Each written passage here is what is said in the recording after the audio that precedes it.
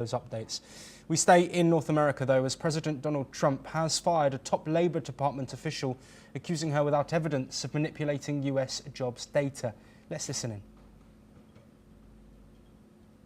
Because I think her numbers were wrong, just like I thought her numbers were wrong before the election.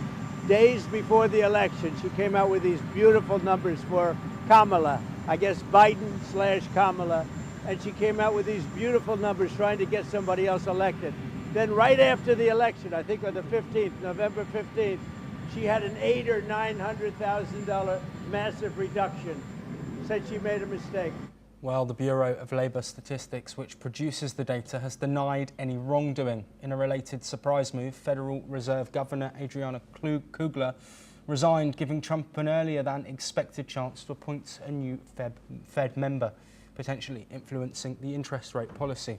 Economists and officials have expressed growing concerns over the quality of federal economic data, citing issues that began during the pandemic and potentially remain unresolved. The stock market reacted sharply, with the S&P 500 dropping 1.6% amid uncertainty over data accuracy and policy shifts. Well, thank you for staying with us, Professor Nalapat, to discuss a resignation. Of course, the Labour Commissioner fired as well. Is this Trump just continuing with his mantra, which is, I will get what I want, how I want it, and as soon as I want it? Of course, the issue surrounding Fed Chair Jerome Powell, is one that he hasn't been able to have control over, but he is still pushing that narrative. Is this Trump flexing his muscles? Look, I'd like to say that data that is credible, data that is accurate, is absolutely central to any economy, central to global belief in the economy, and central to the belief of investors, whether small or large, in the economy. So in my personal view, I think President Trump needs to stay away from interfering with data, because there is unfortunately a perception that he's trying to fudge data. He's trying to basically ensure that negative data is not made public, and that the data that's made public puts him in a positive light. The fact is, every economy has its ups and downs, and Trump has been giving one tariff shock after the other, as you know, and that would have had its impact on the economy and therefore on jobs.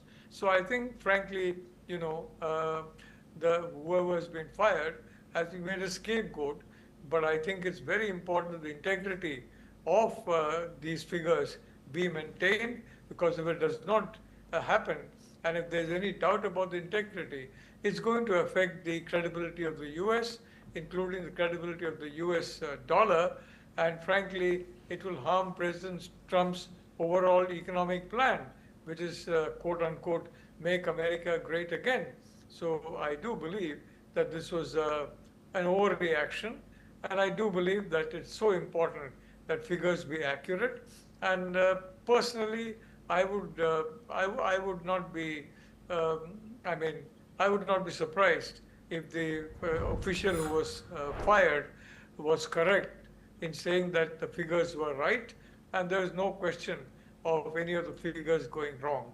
Thank you. Yes, Professor Nalapat, thank you ever so much for your time. We are just briefly showing a graph here which is highlighting those data